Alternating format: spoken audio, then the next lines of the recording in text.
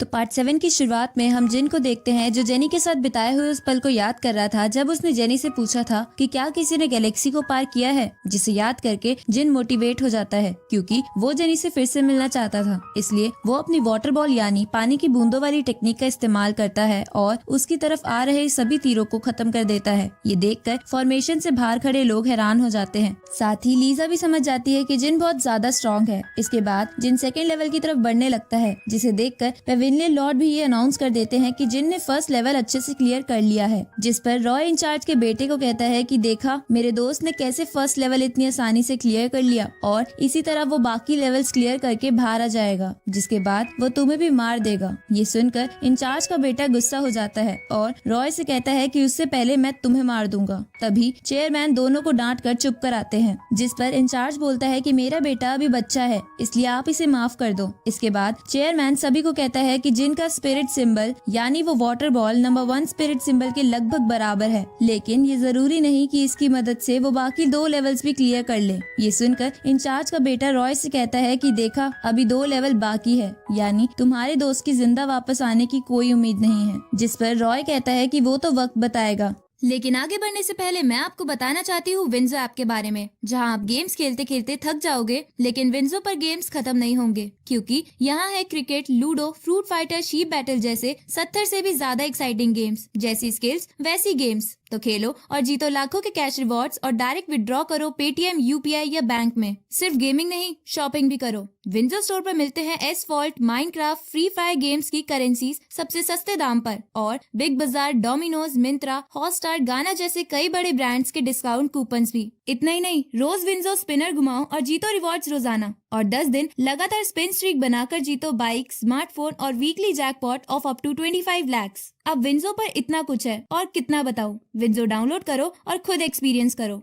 इधर जिन मेडिटेट करके अपने आप को हील कर लेता है। साथ ही उसे लग रहा था कि उसकी हीलिंग प्रोसेस तेज हो गई है। तभी सेकंड लेवल शुरू हो जाता है और उसके सामने बहुत सारी डॉल स्पिरिट आ जाती है, जिसे देखकर जिन कहता है कि अब ये सब कहां से आ गए। उसी समय एक डेविल स्पिरिट उसकी तरफ हमला करने के लिए आगे बढ़ती है, पर जिन उस अटैक से बच जाता है और कहता है कि तुम जैसी चीजें मेरा कुछ नहीं बिगाड़ सकती। जिसके बाद जिन अपना एक हैंड मूव चलाता है, पर उससे उस डॉल स्पिरिट को कुछ नहीं होता, जिसकी वजह से वो सारी स्पिरिट डॉल मिलकर जिन को पीटने लगती है, जिसे देखकर रॉय मन में सोचता है कि जिन ये क्या कर रहा है। इधर जिन उन डॉल से कहता है कि प्लीज तुम मेरे फेस पर मत मारो, नहीं तो मैं हैंडसम नहीं रहूंगा, लेकिन वो डॉल उसकी एक नहीं सुनती। तभी जिन को मौका मिलता है और वो वहाँ से भागने लगता है, जिसके बाद वो सारी डॉल्स उसके पीछे पड़ जाती है, जिसे देखकर रॉय कहता है कि ये क्या चल रहा है। उसी वक्त चेयरमैन सबको बताते हैं कि ये सेकंड लेवल है, जिसमें लगभग 10,000 डॉल्स है, जिन्हें हराना बहुत ज्यादा मुश्किल है। तो पेविलियन लॉर्ड चेयरमैन से पूछते हैं कि क्या जिन सेकंड लेवल क्लियर कर पाएगा, जिस पर चेयरमैन बोलते हैं कि अगर वो ऐसा ही करे तो शायद नहीं। इस तरफ जिन समझ जाता है कि भागने और हैंड मूव से इन डॉल्स को नहीं हराया जा सकता, इसलिए वो जेनी की सिखाई हुई एक स्पेशल टेक्निक को उनपे इस्तेमाल करता है, पर उस टेक्निक से उनका कुछ नहीं होता, जिसे देखकर जिन हैरान हो जाता है। तभी उसे याद आता है कि जेनी ने इस टेक्निक को इस्तेमाल करते हुए एक स्पेल पढ़ा था,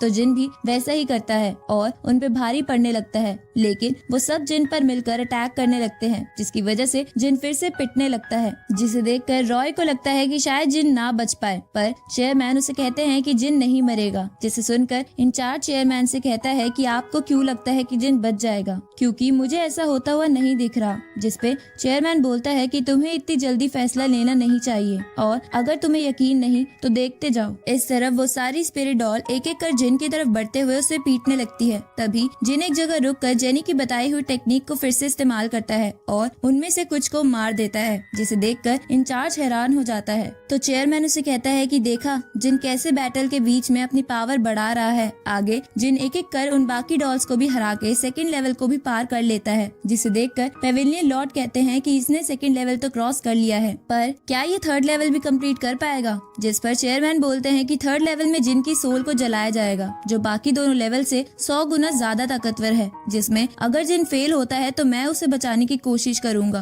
क्योंकि वो एक जीनियस है। तो पेविलियन लॉर्ड कहते हैं कि तो चलिए हम जिन को अभी बचा लेते हैं, क्योंकि अगर जिन मर गया तो हम एक जीनियस को खो देंगे। ये सुनकर रॉय कहता है कि प्लीज मेरे दोस्त को बचा लीजिए, क्योंकि मुझे नहीं लगता कि वो इतनी ज्यादा हीट को सह सकेगा। जिस पर चेयरमैन कहते हैं कि अगर उसे कोर स्टूडेंट बनना है तो उसे ऐसा करना ही पड़ेगा। ये सुनकर रॉय अपने घुटने पर बैठकर चेयरमैन से रिक्वेस्ट करते हुए कहता है कि आप चाहे मेरा स्टूडेंट टाइटल ले लो, पर यह एग्जाम रोक दो। ये सुनकर लीजा और बाकी सब भी चेयरमैन से यही बात कहने लगते हैं, क्योंकि वो जिन जैसे टैलेंटेड बंदे को खोना नहीं चाहते थे। अब ये सुनकर पेवेलियन लॉर्ड भी अपने पोजीशन के बदले जिन को बचाने को कहते हैं, जिस पर चेयरमैन बोलते हैं कि अगर मैंने जिन को अभी बचा लिया तो आगे से कोई भी इस एग्जाम को लेने की कोशिश नहीं करेगा, जिसकी वजह से हमारा पेवेलियन बहुत ज्यादा वीक हो जाएगा। लेकिन अगर जिन ने ये लेवल भी कंप्लीट कर लिया तो वो स्टूडेंट के लिए एक मिसाल बन जाएगा, जिसके बाद मैं उसे अपनी ज्योग्राफिकल टेक्निक भी सिखाऊंगा और शायद मेरे बाद वो मेरी पोजीशन लेने के लायक भी बन जाए। जिस पर रॉय बोलता है कि लेकिन इन सब में मेरा दोस्त अगर मर गया तो क्या होगा। तभी पेवेलियन लॉर्ड चेयरमैन से कहते हैं कि हमें इसका फैसला जिन को करने देना चाहिए, अगर वो आगे जाना चाहता है तो हम उसे नहीं रोकेंगे। तो चेयरमैन भी इसके लिए मान जाते हैं।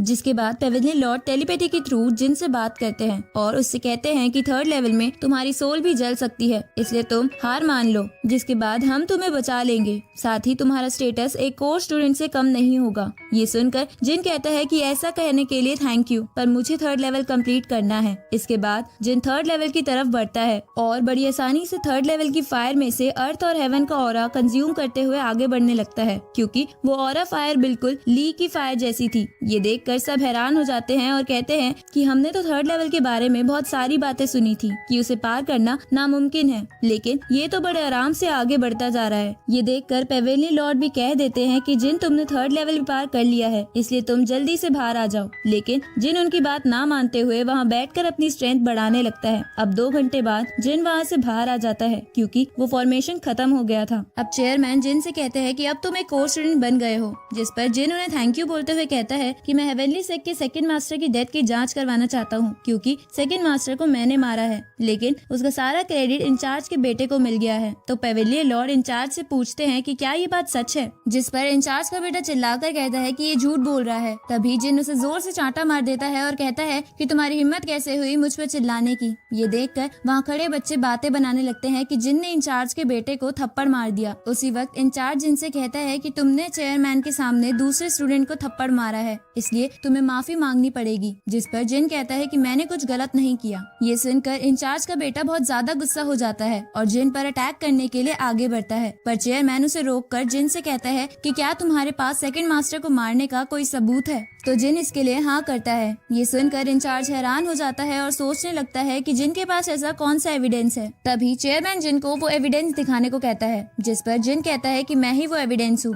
ये सुनकर रॉय जिन के कान में कहता है कि क्या उस आग में तुम्हारा दिमाग भी जल गया है जो तुम ये बात कह रहे हो। तभी पेवेलियन लॉर्ड जिन से कहता है कि तुम चेयरमैन के सामने ये क्या बकवास कर रहे हो। तो जिन उन्हें बताता है कि मैंने अपने इन्हीं हाथों से 2nd मास्टर को मारने के लिए वो टेक्निक का इस्तेमाल किया था, जिसके सबूत आपको उसकी बॉडी पर भी मिल जाएंगे। अब ये देखकर वहाँ खड़े असिस्टेंट्स जिन की बात से सहमत होने लगते हैं, क्योंकि वो टेक्निक 2nd मास्टर को आराम से हरा सकती थी। साथ ही इंचार्ज के बेटे के पास ऐसी कोई सी टेक्निक नहीं थी। अब ये सब सुनकर चेयरमैन गुस्से में इंचार्ज से कहता है कि तुम्हारी मुझे बेवकूफ बनाने की हिम्मत कैसे हुई। तभी इंचार्ज को एक आइडिया आता है और वो अपने बेटे को चाटा मारते हुए सारा ब्लेम उस पर डाल देता है, जिससे सबको लगे कि इंचार्ज को तो कुछ भी नहीं पता था। साथ ही वो चेयरमैन से कहता है कि इतने सालों से आपकी सेवा करने के बदले आप मुझे माफ कर दीजिए। ये सुनकर चेयरमैन शांत हो जाते हैं और इंचार्ज की पोजीशन छीनकर उसे मेडिकल डिवीजन में डाल देते हैं। तभी जिन इंचार्ज से कहता है कि भले ही चेयरमैन ने तुम्हें छोड़ दिया, पर मैं ऐसा नहीं करूंगा। जिस पर इंचार्ज जिनसे कहता है कि क्या तुम चेयरमैन के ऑर्डर्स का पालन नहीं करोगे। जिस पर चेयरमैन भी जिनसे कहते हैं कि तुम्हें आगे चलकर मेरी पोजीशन लेनी है, इसलिए तुम इतना कठोर मत बनो। ये सुनकर जिन कहता है कि उस बात को तो मैं भूल चुका हूँ, पर इंचार्ज ने मुझे धोखे से एक दूसरी पीक पर भेज दिया था, इसलिए मैं उसे नहीं छोड़ूंगा। ये सुनकर वहाँ खड़े लोग कहने लगते हैं कि जिन ये क्या सोचकर इंचार्ज से लड़ने का फैसला कर रहा है, क्योंकि इंचार्ज तो प्योरिफिकेशन लेवल पर है। तभी रॉय भी जिनसे कहता है कि भले ही तुम उस एग्जाम को पास कर चुके हो, लेकिन तुम्हें ऐसा नहीं करना चाहिए। तभी इंचार्ज जिनसे कहता है कि अगर तुम्हें मुझसे लड़ना है तो मैं इसके लिए तैयार हूँ। उसी वक्त पेवेलियन लॉर्ड जिनसे कहते हैं कि अभी तुम एग्जाम की वजह से थोड़े इंजर्ड हो, इसलिए ये फाइट 3 महीने बाद होगी। तो इंचार्ज इसके लिए मान जाता है और जिन को चेतावनी देकर वहाँ से चला जाता है। आगे हम इंचार्ज और उसके बेटे को देखते हैं, जहाँ इंचार्ज अपने बेटे बेटे को कहता है कि तुम चिंता मत करो, मैं तुम्हारी हर एक चोट का बदला 3 महीने बाद जिन की मौत से लूंगा। तभी इंचार्ज अपने बेटे को एक टेक्निक का नमूना दिखाता है, जिसे देखकर इंचार्ज का बेटा उसे कहता है कि आप कैसे एक इविल टेक्निक सीख सकते हो। तो इंचार्ज बोलता है कि मैं जिन को मारने के लिए कुछ भी करूंगा। इधर जिन भागता हुआ ली की तरफ जाता है क्योंकि उसे इंचार्ज की तरह अपनी स्ट्रेंथ बढ़ानी थी। अब जिन ली के पास पहुंचकर उसके बैंक नोट जलाने लगता है ताकि वो अपनी स्ट्रेंथ बढ़ा सके, लेकिन ली उसे धक्के मार के बाहर निकाल देता है क्योंकि वो अपने पेपर खत्म नहीं करना चाहता था। जिसके बाद जिन कहता है कि मैं उस फायर का इंतजाम कहीं और से कर लूंगा। आगे जिन भागकर फिर से एग्जाम वाली बेल बजा देता है, जिसके बाद वहाँ पहले की तरह लोग इकट्ठा हो जाते हैं। साथ ही पेविलियन लॉर्ड भी वहाँ आ जाते हैं और जिन से कहते हैं कि तुमने तो ये एग्जाम क्लियर कर लिया है तो दोबारा ये बेल क्यों बजाई।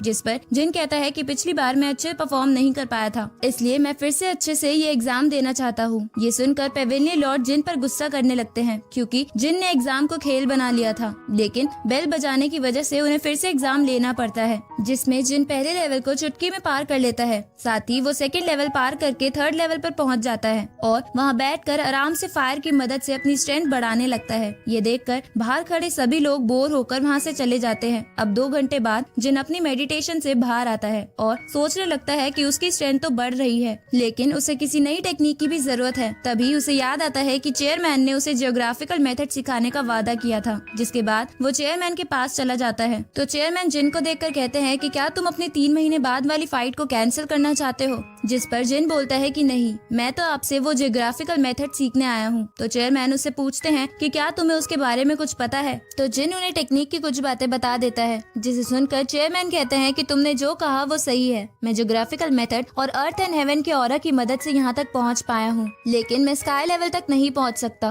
पर तुम शायद एक खास पैटर्न बनाकर वहाँ तक पहुँच सकते हो। तो जिन ये सुनकर खुश हो जाता है। तभी चेयरमैन जिन को कहते हैं कि तुम्हारा कल्टीवेशन लेवल बहुत कम है, इसलिए मैं तुम्हें ये टेक्निक नहीं सिखा सकता। तो जिन उनसे कहता है कि मेरी फाइट का समय नजदीक आ रहा है, तो प्लीज मुझे वो टेक्निक सिखा दीजिए। जिस पर चेयरमैन भी मान जाते हैं और उसे टेलीपोर्टेशन के थ्रू एक दूसरी जगह ले जाते हैं, जिसे देखकर जिन हैरान होते हुए कहता है कि प्लीज आप मुझे टेलीपोर्टेशन भी सिखाओ। तो चेयरमैन उसे कहते हैं कि टेलीपोर्टेशन मैं तुम्हें बाद में सिखाऊंगा, लेकिन उससे पहले तुम इस मेथड पर ध्यान दो। इसके बाद चेयरमैन 3 पत्थरों की मदद से वो टेक्निक करके दिखाते हैं, जिसे देखकर जिन खुश हो जाता है क्योंकि उसे अपने आसपास उस टेक्निक की मदद से काफी ज्यादा स्पिरिचुअल एनर्जी महसूस हो रही थी। जिस पर चेयरमैन कहते हैं कि ये तो बस थोड़ी सी स्पिरिचुअल एनर्जी है, इससे तुम काफी स्पिरिचुअल एनर्जी पैदा कर सकते हो। ये सुनकर जिन इसे सीखने की जिद करता है, जिस पर चेयरमैन उसे पहले से ही यूज हो चुके पत्थर देकर टेक्निक की प्रैक्टिस करने को बोलकर वहाँ से जाने लगते हैं। लेकिन तभी जिन एक साथ 10 पत्थर को लेकर उस टेक्निक का फॉर्मेशन करने लगता है। ये देखकर चेयरमैन भी हैरान हो जाते हैं क्योंकि जिन एक साथ 10 पत्थरों को कंट्रोल कर सकता था, उसी समय उसके पत्थर हिलने लगते हैं और वो फॉर्मेशन टूट जाता है। जिसे देखकर जिन कहता है कि मुझे इस टेक्निक को स्टेबल करना सीखना होगा। इधर चेयरमैन अपने मन में सोचते हैं कि ये सब करने में मुझे 6 महीने लगे थे, पर इसने तो कुछ ही समय में अचीव कर लिया। इसलिए वो जिन से कहते हैं कि तुम ज्यादा जल्दबाजी मत करो। तो जिन उनसे कहता है कि मैं आगे से और मेहनत करूंगा। तभी जिन कुछ सोचने लगता है तो चेयरमैन उससे इस बारे में पूछते हैं, जिस पर जिन चेयरमैन से पूछता है कि क्या आप अर्थ और हेवन की तरह लक और टैलेंट की भी एनर्जी कलेक्ट कर सकते हो, क्योंकि मैं इससे बहुत ज्यादा अमीर हो जाऊंगा। ये सुनकर चेयरमैन उसे मुक्का मारते हुए कहते हैं कि इधर उधर की बातों से ध्यान हटाकर अपनी ट्रेनिंग पर ध्यान दो। और इसी के साथ ये पार्ट यही खत्म होता है।